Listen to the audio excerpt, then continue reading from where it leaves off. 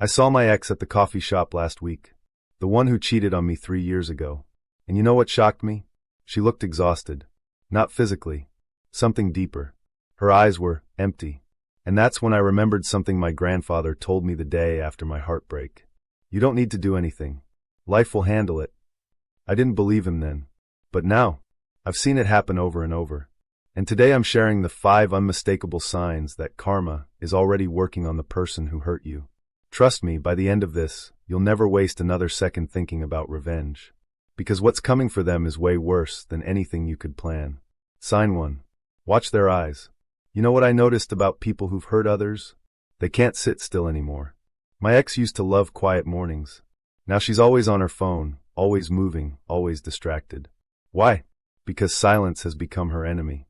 When you betray someone, your mind becomes the scariest place to be. Those thoughts at 3 a.m., they don't go away. Ever. The ancient philosopher Marcus Aurelius said your soul gets stained by your thoughts. And once you stain it with lies and betrayal, that stain spreads. They might post happy photos, but their mind is screaming. And they can't escape it. But here's where it gets interesting. Sign 2. Their peace vanishes. Last month, I ran into an old friend who backstabbed me years ago. He had everything. New job, new car, new girlfriend. But when he smiled, it didn't reach his eyes. Because here's what most people don't understand. You can have everything and still have nothing if you don't have peace. He told me he barely sleeps anymore.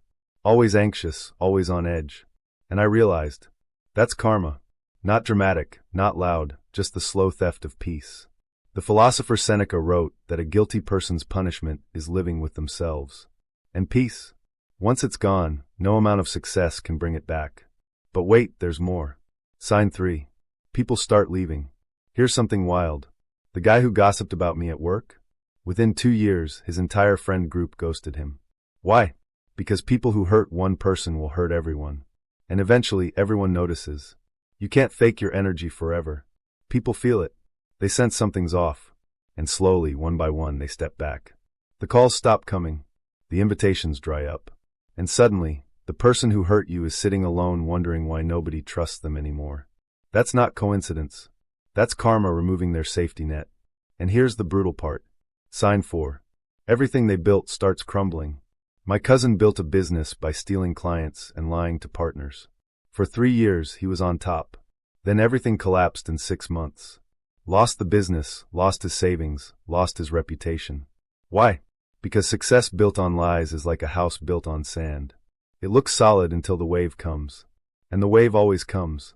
Marcus Aurelius reminded himself daily that wealth and power are temporary. They vanish like smoke. So when someone uses their power to hurt you, life takes it away. Not as punishment, but as correction. Because blessings don't stay with people who misuse them. But the final sign? This one's devastating. Sign 5.